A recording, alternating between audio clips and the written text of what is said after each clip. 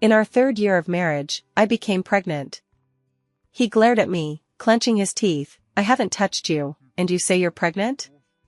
I lowered my eyes. You did touch me. On your birthday, you were drunk and mistook me for your first love. To compensate me, John transferred $10 million into my account and treated me like a precious treasure. On the day his first love returned from abroad, I had the fake baby removed from my womb, left a divorce agreement, and fled. Half a year later, he caught me at an upscale club surrounded by male models. He smiled with a smirk. Honey, you made me work hard to find you. When I called John to tell him I was pregnant, he was silent on the other end of the line for 3 minutes. Where are you? At the city hospital. When he saw my name written on the pregnancy test results and that I was 7 weeks pregnant, John's face contorted. After a long pause, he finally turned his head and glared at me, his teeth clenched. Raina? I haven't even touched you, and you're telling me you're pregnant? The nurse standing nearby looked at me with shock, and when she glanced at John's head, her expression turned sympathetic. I lowered my eyes, bit my lip, and looked dejected. He touched me. You were drunk on your birthday, and mistook me for your first love. The nurse's sympathetic gaze immediately shifted to me. John's dark eyes were deep, and after a long pause, he said, Since you're pregnant, just have the baby. I won't treat you badly. That night, an extra $10 million appeared in my account. It was from John. According to him, it was compensation. 3 years ago, John was forced into marriage by his family. He chose me, a recent college graduate. I was naive, easy to control, and had no ulterior motives. Most importantly, I was in need of money. For 3 years, I have been a dutiful wife, never causing him any trouble and striving to be the best wife I could be. We may have the title of husband and wife, but we don't have the reality of a married couple. John has someone he likes, and I've always known it. So in the 3 years since we got married, he's never touched me. I love this life. I don't have to go to work, I don't have to be a slave to my job, and I can make money just by lying around at home. In addition to the fixed monthly salary of 500,000 yuan, John would often take me out shopping. Ostensibly, it was for his family, but he never took back the clothes, jewelry, and handbags. He really gave them all to me. I had 2 more years to enjoy this kind of life. But half a month ago, on John's birthday, he got drunk and mistook me for his first love. That's how everything happened. I didn't let John tell his family about my pregnancy. It's still unstable. Don't get Grandpa and the others' hopes up for nothing. Let's wait 3 months until it stabilizes before we talk about it. John thought I made sense and nodded in agreement. After finding out I was pregnant, John started coming back to the villa much more often. People who used to come back 2 or 3 times a month now have to come back 2 or 3 times a week. Some are even neurotic, afraid that I might bump my belly. Every day, they look at my flat belly and ask, is it a boy or a girl? I was annoyed by his questions, so I casually replied, a boy. He sulked all night. I later found out that he liked girls.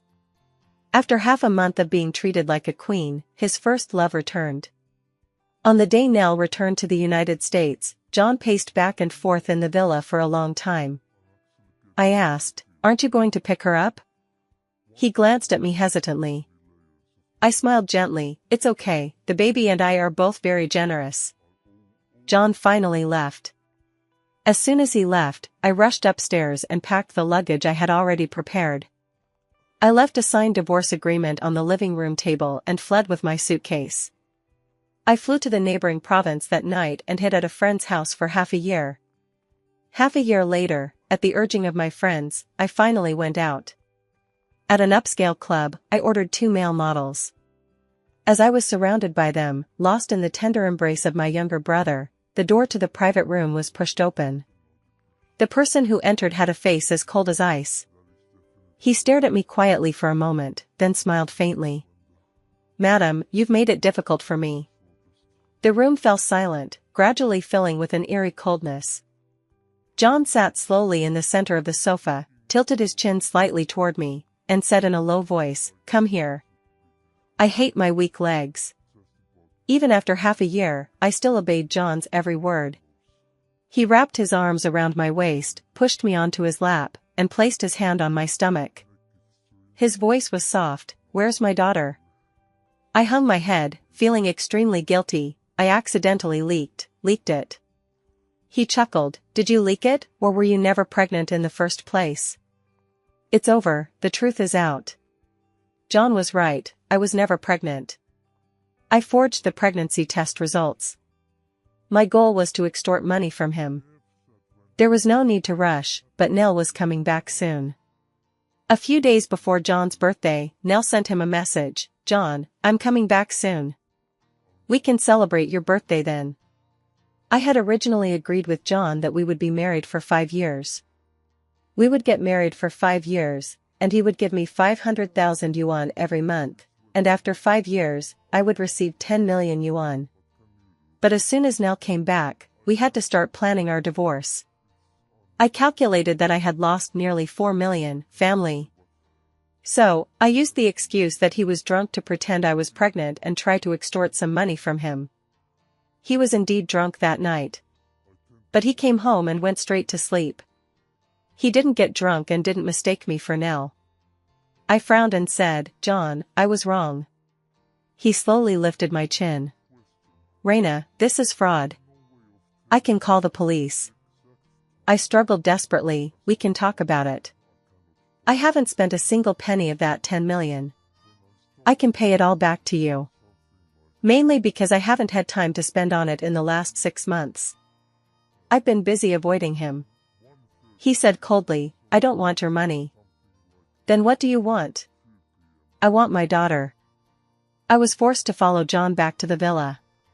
In his words, water that has been poured out cannot be taken back.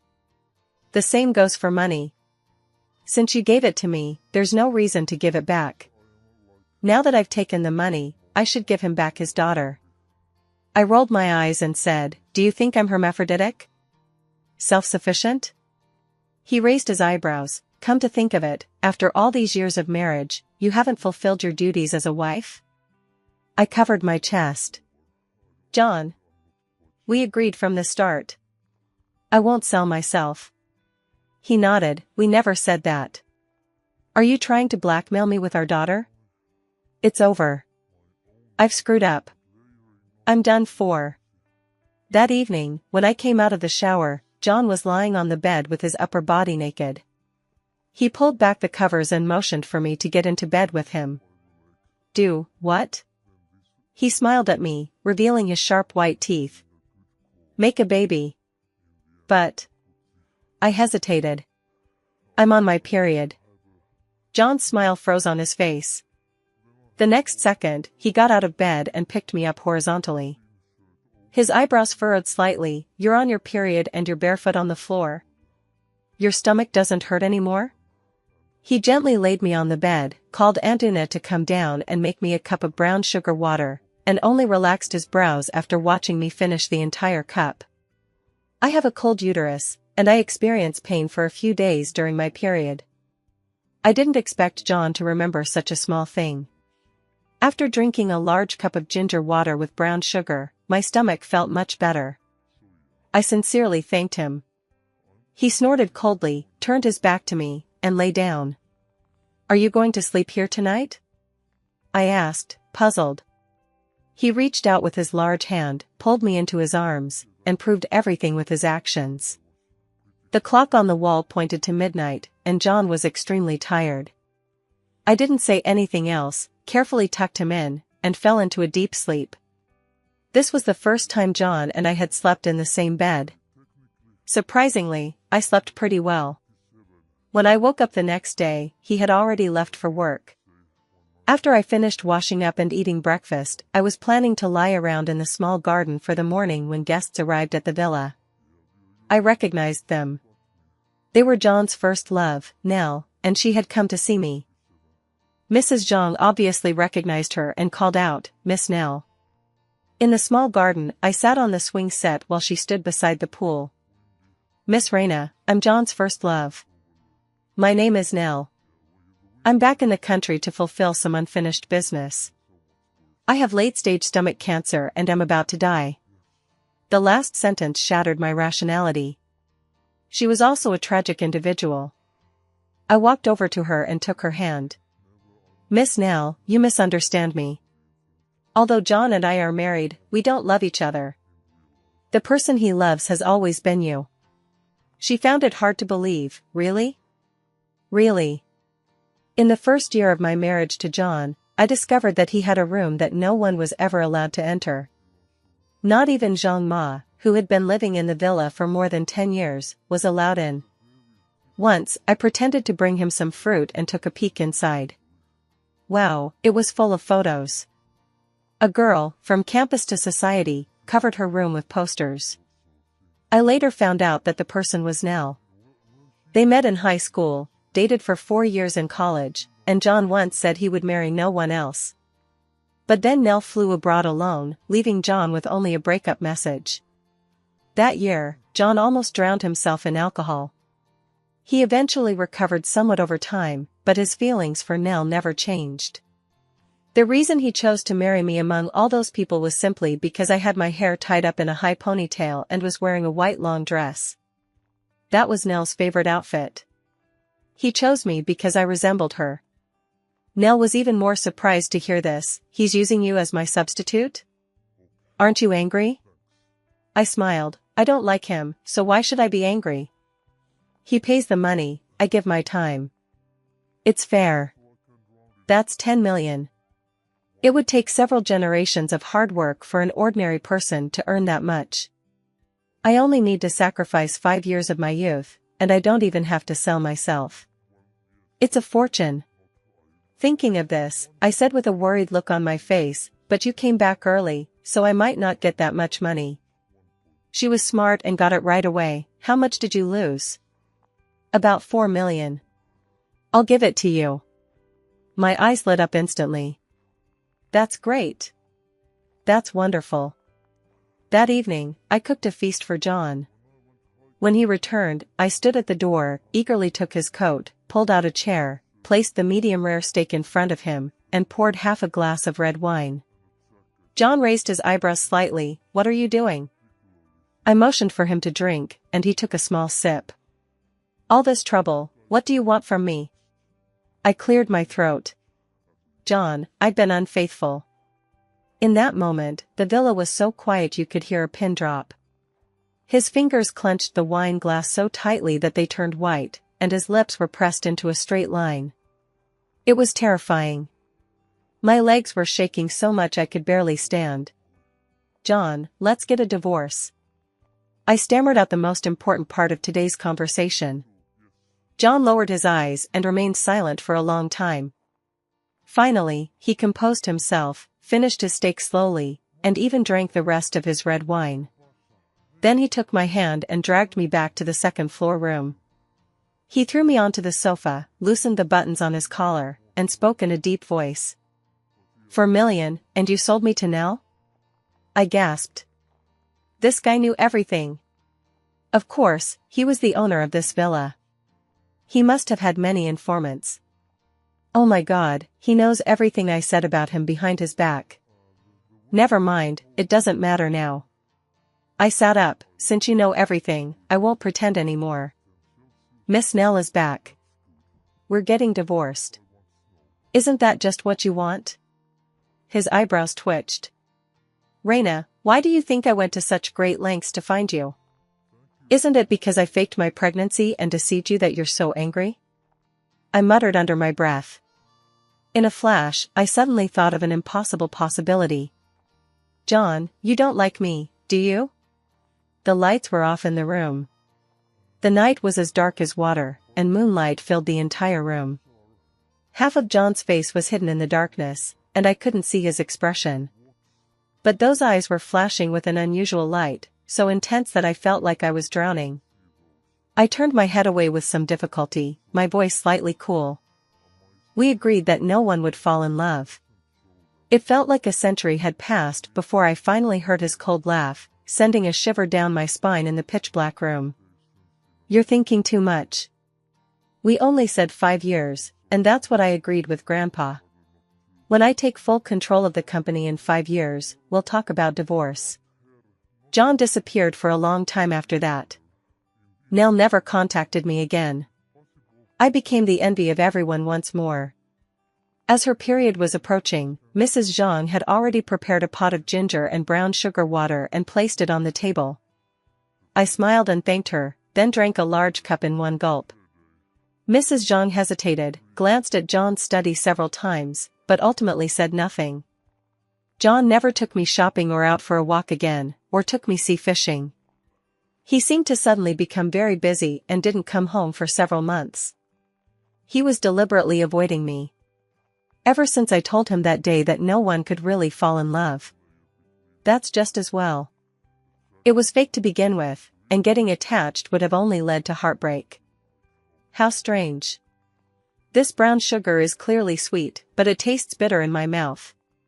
It's almost John's birthday again. Time flies. It's been almost a year since his birthday last year, when I tricked him into believing I was pregnant. This time, John's grandfather is organizing the birthday party. He has invited many guests to a mansion. On the evening of my birthday, John took me to a private tailor shop to pick out clothes and jewelry. The shop owner was a beautiful foreign woman with blonde hair and blue eyes, but she spoke fluent Chinese. "What style would you like?" She measured my chest and asked with a smile. I thought for a moment, something dignified. After all, I am now John's wife, so I have to be dignified and not embarrass John. But the beautiful woman looked me up and down several times and smiled meaningfully. "It's John's birthday today. Why not try a different style?" When I came out wearing a red dress, John was standing by the window talking on the phone. After hanging up the phone, she turned to look at me, and I saw a clear look of amazement flash across her face. I looked at the woman in the mirror. Her red dress was like a fiery flame, and her hair was piled high, revealing a slender, fair neck. Her waist was narrow, her legs were long and beautiful, and there was a hint of cleavage visible at her chest. I had never seen myself so beautiful. But the slit in the skirt was almost up to my thigh, and I felt uneasy. "Maybe I should change," I said. He didn't say anything, just picked a ruby necklace from the jewelry nearby. He walked behind me and put the necklace around my neck with his own hands. "No need," he said calmly. "This is fine." The gemstone sparkled dazzlingly, very eye-catching. His fingertips accidentally brushed against my neck, sending a sudden shiver down my spine. It was very itchy. When I walked in with John, all eyes were on us. After being with him for over 3 years, I was used to such stares. But this time, it wasn't just women staring, but all kinds of men. "Didn't you say Miss Nell was back? Why is she still here?" I thought John would have kicked her out without a second thought. Well, it's been 3 years. Even a dog would develop some feelings after that. I've heard this countless times over the past 3 years. I thought I had long since stopped caring, but deep down, I still felt a surge of emotions I couldn't explain. I clenched the wine glass tightly and told myself to let it go. What they said was true. I had endured all these years, so what difference would 1 more year make? In 1 year, I can divorce John, take $1 million, and take my mother to a place where no one knows us to live out the rest of our lives. Raina. I turned my head and met the smiling eyes of a man. I recognized him. He was John's arch-rival, Barry. He smiled and tapped my wine glass. "You're getting more and more beautiful." I smiled and thanked him. The next second, he took his jacket from his arm and handed it to me. But in this kind of situation, you should pay attention to your appearance. Only then did I realize that my bare shoulders, back, and thighs were being stared at by many people. Most of them were men, explicit and suggestive. I frowned, feeling a bit annoyed. Before I could say anything, a pair of large hands rested on my waist, and John stood beside me. He adjusted the necklace around my neck, speaking in a voice that was neither too loud nor too soft, but clear enough for everyone present to hear. "My wife can wear whatever she wants. That's her freedom." Barry smiled and said, "I was just being considerate." After all, I'm not the only one who feels this way. John looked around. The others quickly averted their gaze. It's the 22nd century. Do you really think women dress to please men? Barry shrugged. I didn't say that. John smiled slightly. Then why should I tell my wife to watch what she wears? She can wear whatever she wants. She's my family. Who are you to judge? The crowd was so shocked that no one dared to breathe. Barry was completely humiliated and wanted to say something else. John took my hand and turned around. Barry, you should learn to respect people before you try to educate others. John led me away from the crowd and found a quiet balcony on the second floor where we sat down. He frowned and said nothing. The night breeze was a bit chilly, so I wrapped my arms around myself. He took off his jacket and put it over me. I pursed my lips and said, "So you think this dress is too revealing too?" John's brow furrowed, and after a long pause, he said, "Aren't you the one who's cold?" That's true, he did pick this dress. Why did you pick this one for me? Because it's pretty. But it's very revealing. Everyone thinks so. John turned his head, leaning against the railing, his eyes slightly lowered as he looked at me. I don't think so. That dress looks great on you, very sexy. Flowers are meant to bloom. If someone picks them, it's because the person who picked them isn't good enough. The flowers themselves are innocent. A long time ago, my mother loved dancing, so she would always put on a pretty dance dress after dinner and go out to dance in the square. Rumors spread throughout the neighborhood, saying that she was slutty and that she dressed like that every day to seduce men. My father found out about this. I still remember what he said. Dressing like that, you're just going out to be played with by others. From then on, I threw away all the pretty dresses in my wardrobe. But now, someone has told me firmly that flowers are innocent. In that moment, I felt as if I had been bewitched, and I took a step forward and looked up at him. John, is that flower now? His Adam's apple bobbed up and down twice, and after a long pause, he said, It used to be. What about now? Before he could finish, I impulsively stood on tiptoe and kissed him on the lips. I must have been drunk. I only found out that night that John had been away accompanying Nell abroad for medical treatment. He spent a lot of his connections and resources, only to discover that it was all a misunderstanding. There was indeed a woman with late-stage stomach cancer named Nell. But it wasn't this Nell. Before returning to China, Nell said, "You've been running around for my illness for so long, they all think you love me very much." Nell's regret was that she wanted to go on a trip around the world with John. They had promised each other that they would do so. When people are about to die, they remember the good times they had. But John didn't want to. So he asked for the best doctors and the best treatment. When you left me without a word 4 years ago, it was already over between us. At that time, Nell gave up John for a better future. As it turned out, her choice was the right one. She has indeed done well for herself abroad. No one waits for someone in the same place for a lifetime. Once you miss it, you miss it. We've been married for 4 years, and strictly speaking, last night was the first kiss between John and me.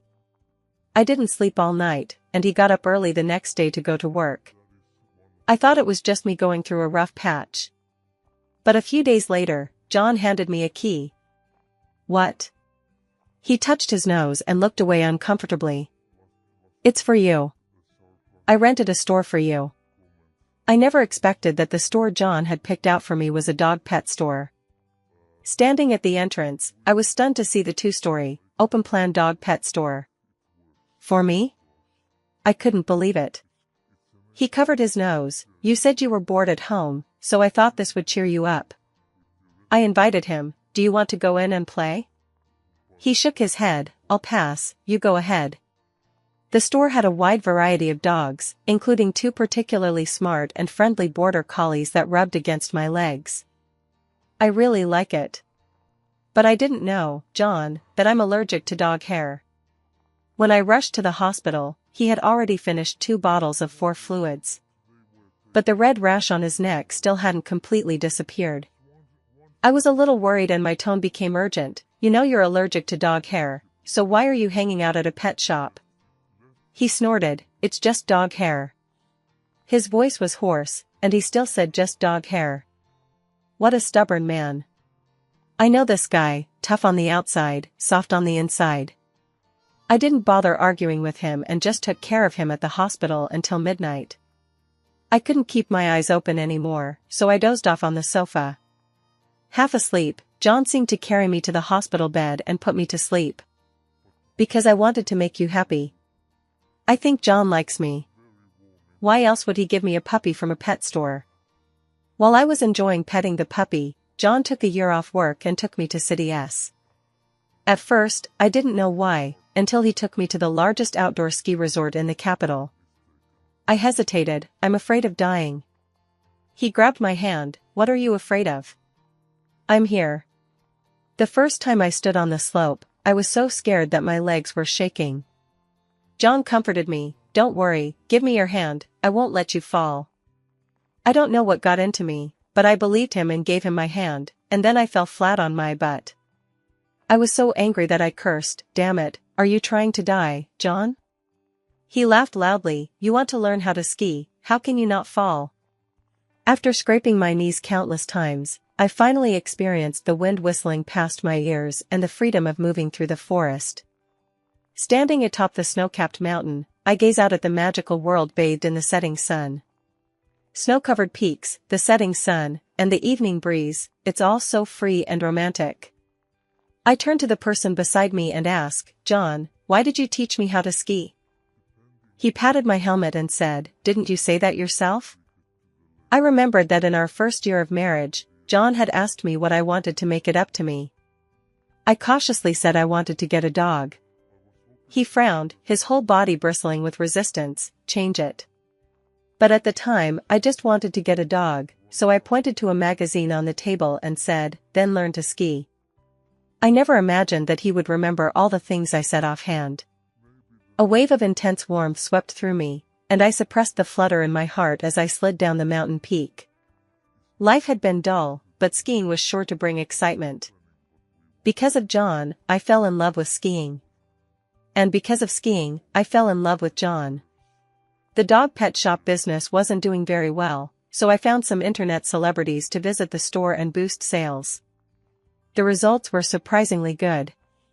Every day, it was like reading the morning news, going to the dog pet shop every day to check in.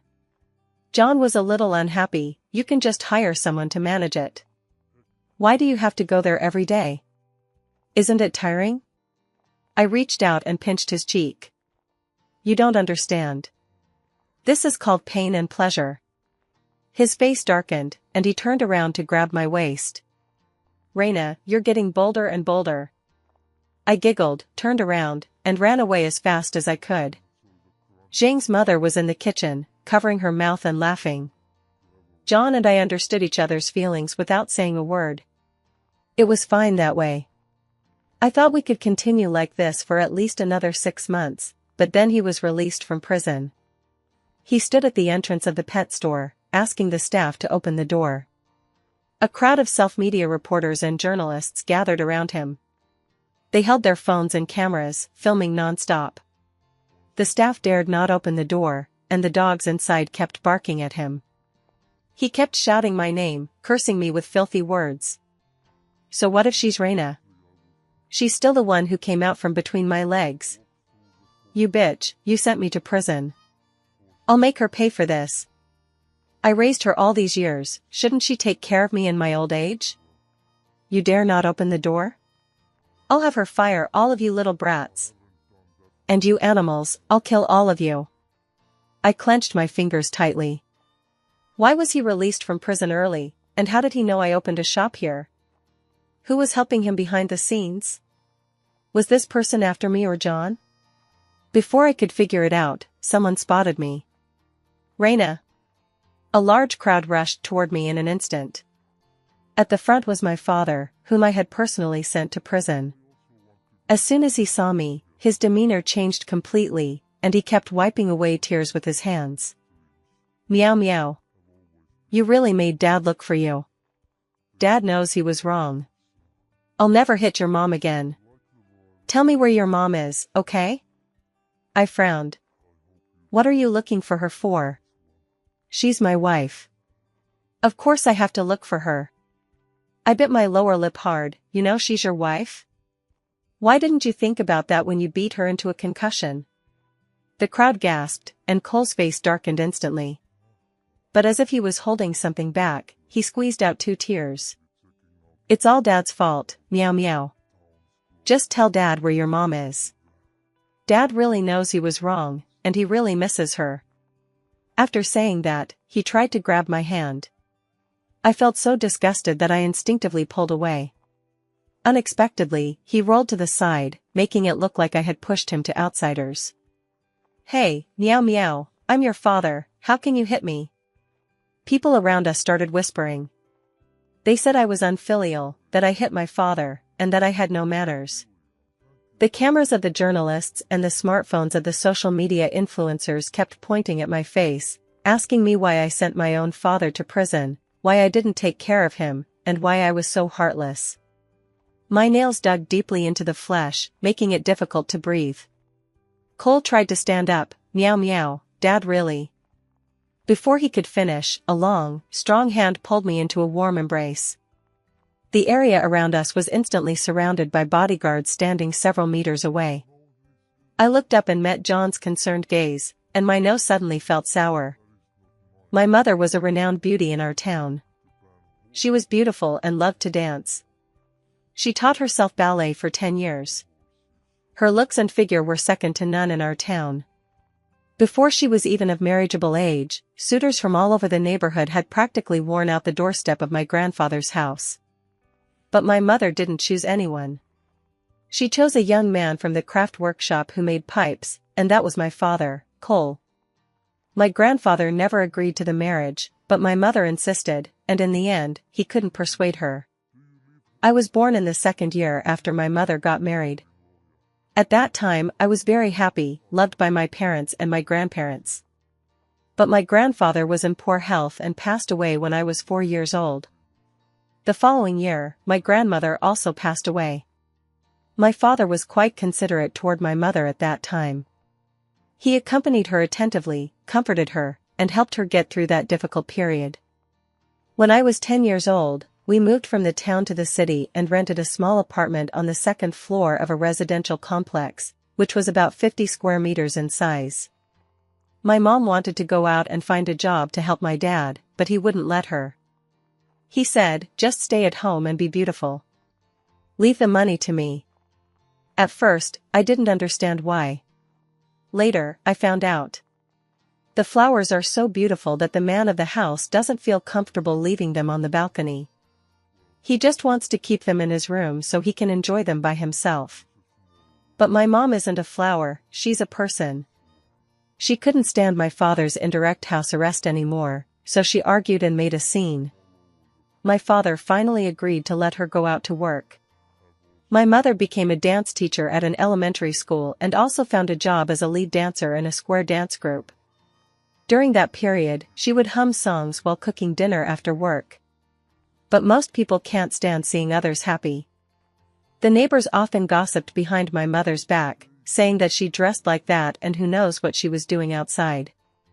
It's just a form-fitting dance dress, a perfectly normal piece of clothing, but in their eyes, it's meant to seduce people. My father couldn't tolerate such remarks and had an unprecedented argument with my mother. That was the first time my father had ever hit my mother. His eyes were bloodshot, and he kept whipping her face with a belt. Dressed like that, you're just going out to play with other men. I hid behind the sofa, covering my mouth so I couldn't cry out. My mom said to me with tears in her eyes, meow meow, go back to your room. Don't watch. From that day on, my dad was like a different person. I realized then that he had a violent streak. In the 2nd semester of my 2nd year of junior high school, I went home for vacation and smelled a strong smell of alcohol. My mother's room was lit, and I could hear intermittent moans. I pushed open the door and saw my mother curled up in the corner, covered in blood and barely alive. I cried, panicking and not knowing what to do. There was blood on her head, and the window glass was broken. I thought Cole must have grabbed her head and smashed it against the window. Every time he got drunk, he would take his anger out on her even more violently. The sound of flushing came from the bathroom. He stepped out of the darkness, pulled the belt from his waist, and looked at me with a fake smile. Meow Meow is back? Just in time. When the belt fell, my mother shielded me with her back. In the chaos, I grabbed an iron bar from under the bed, which I had bought online. I swung it and hit Cole hard. He was knocked out but not dead. I took the opportunity to call the police. Cole had beaten my mother into a concussion and left her mentally unstable. Because I testified that he had indeed committed domestic violence and there was video evidence at home, he was sentenced to 10 years in prison. At the time, I was 15 years old and in my third year of junior high school. After Cole got into trouble, all of his relatives were afraid to have anything to do with us. On the contrary, my uncle supported me until I graduated from high school. My aunt was also a good person and took care of my mentally ill mother for 3 years without complaint. After graduating from high school, I planned to go out to study, but my uncle wouldn't let me. With such good grades, it would be a waste not to go to college. Go ahead, your aunt and I will take care of your mother. During my 4 years at university, I didn't spend a single penny of the money my uncle gave me. I relied on part-time jobs and scholarships to get through. After graduating, I was immediately noticed by John when I was looking for a job. I'm so broke. I have to pay for my mom's treatment and repay my uncle's family for their kindness and money. So, I'm willing to stay with him for 5 years. John, sometimes I really hate myself. If it weren't for me, my mom wouldn't have had to put up with him for so many years. I know, I've always known. Every time after I was beaten, my mother would sit by my bedside and cry as she looked at me, staying up all night. She probably didn't want to go on anymore, but for my sake, she had to endure it. Because after she left, the person who was beaten to a pulp by my father must have been me. With his hands tightly clasped around me, John looked at me with pity and hugged me close. How did you manage to get through it back then? He pressed his lips tightly together, his hands trembling. The hand on my waist gradually tightened, gripping me tightly. From now on, I'll always be by your side. I won't let anyone hurt you. Raina, don't cry. I'm so heartbroken. His hot tears fell on my neck, one after another, burning my heart. John didn't give Cole a chance. He hired some people to cause trouble when Cole was drunk, easily provoking him, and then swiftly sent him back to prison, asking his friends there to take good care of him. The person behind it was also found to be Barry. He managed to get Cole out a year early, deliberately making him look pitiful so he could use public opinion to suppress John's company. When the stock market fluctuated and the company was in turmoil, he took advantage of the situation to reap the benefits. John didn't give him a chance, directly revealing to his mother-in-law's family that Barry was keeping mistresses, and even included some explicit photos. Barry's family was in an uproar. His stocks plummeted, and John took away Barry's shares. Over the years, Barry has been idle, thinking only of living off his parents, and has sold many of his shares. John bought them back at a high price and now holds nearly 30% of the shares. At senior management meetings, he already has veto power. Spending so much money on such a worthless stock isn't a huge loss? I didn't understand. John shifted his gaze from the computer to me, then reached out and pulled me into his arms, sitting me on his lap. He placed a gentle kiss on the corner of my mouth. It's not a loss. To avenge you, no amount of money is too much. I heard that when Barry Group's senior management was holding a meeting later, John arrived late and sat in a side seat, and Barry looked like he had eaten a pile of shit. I went to the hospital for another test. The reason was that my period was a month and a half late, and I had been feeling nauseous and vomiting frequently recently. It was too similar to pregnancy. I didn't dare to take it lightly. After half an hour of feeling like I was sitting on pins and needles, the results came back. My HCG was elevated, and I was 5 weeks pregnant. I excitedly took the results to John.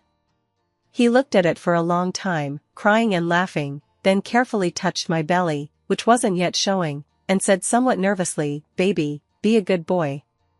I punched him in the face. John. This man must be going crazy missing his daughter. When his 5-year contract with John expired, he gifted me a trip around the world. We chased the northern lights in Iceland, watched the most beautiful sunset in Bali, rode the largest and most beautiful hot air balloon in Turkey, crossed the Sahara Desert, and experienced romance and freedom in Paris. On the California coast, we happened to run into Nell. She was holding a child in her arms, with a handsome blonde guy standing beside her. John and I both silently agreed not to go over and say hello. We let it go and kept walking. We are all fortunate not to have been stuck in the past or lost in our dreams.